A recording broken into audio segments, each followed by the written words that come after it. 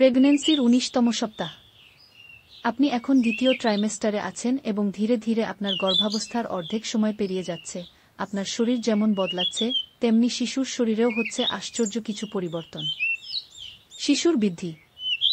এই সপ্তাহে আপনার শিশু দ্রুত বৃদ্ধি পাচ্ছে এবং এখন প্রায় একটি ছোট্ট আমড়া বা পেয়ারা ফলের মতো দেখাতে পারে। দৈর্ঘ্য ১৫ থেকে ১৬ সেন্টিমিটার। ওজন ২৪০ থেকে ২৫০ গ্রাম। শিশুর বৃদ্ধি।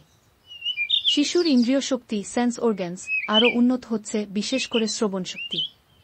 সে এখন আপনার হৃদস্পন্দন, পেটের আওয়াজ, এমনকি বাইরের শব্দ শুনতে পাচ্ছে। শিশুর ব্রেইন দ্রুত বিকশিত হচ্ছে, যা তাকে স্পর্শ, স্বাদ, গন্ধ, শব্দ ও আলো শনাক্ত করতে সাহায্য করবে। এই সময় নাভির মাধ্যমে আম্বেলিকাল কর্ড শিশুর পুষ্টি গ্রহণের ক্ষমতা আরও বেশি কার্যকর হয়েছে। ১৯তম সপ্তাহে মায়ের শরীরে পরিবর্তন ও লক্ষণ। অনেক মা এখন শিশুর প্রথম নড়াচড়া কুইকেনিং স্পষ্টভাবে অনুভব করতে পারেন। এটি হালকা কাঁপুনির মতো লাগতে পারে। পেট আগের চেয়ে আরও বেশি উঁচু হয়ে গেছে এবং ইউটেরাস এখন নাভির সমান বা একটু উপরে অবস্থান করছে। পিঠ ও কোমরে ব্যথা, হাত পা ফুলে যাওয়া বা কিছুটা ঘুমের সমস্যা দেখা দিতে পারে। ত্বকে স্ট্রেচ মার্কস দেখা দিতে পারে এবং কিছু মায়েরা ত্বকের রং পরিবর্তন বা চুলের গঠনেও পরিবর্তন লক্ষ্য করতে পারেন। পরামর্শ ও করণীয়। শিশুর শ্রবণশক্তি বাড়ছে, তাই তার সঙ্গে গল্প করুন, ধর্মীয় গ্রন্থ পড়ুন, এতে শিশুর মস্তিষ্কের বিকাশে সহায়ক হবে।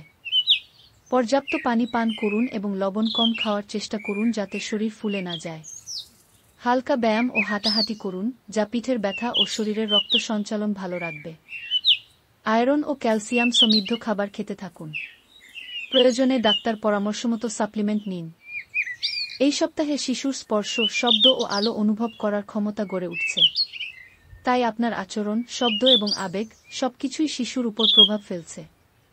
নিজের যত্ন নিন, ইতিবাচক থাকুন এবং এই অসাধারণ যাত্রা উপভোগ করুন। আপনার শরীর এবং বাচ্চার প্রতিটি পরিবর্তন সম্পর্কে জানুন। বিস্তারিত জানতে হেলথ ইনফো পয়েন্ট সাবস্ক্রাইব করুন এবং সুস্থ গর্ভাবস্থার জন্য আমাদের সাথেই থাকুন। আপনার সুস্থ গর্ভধারণের জন্য শুভকামনা।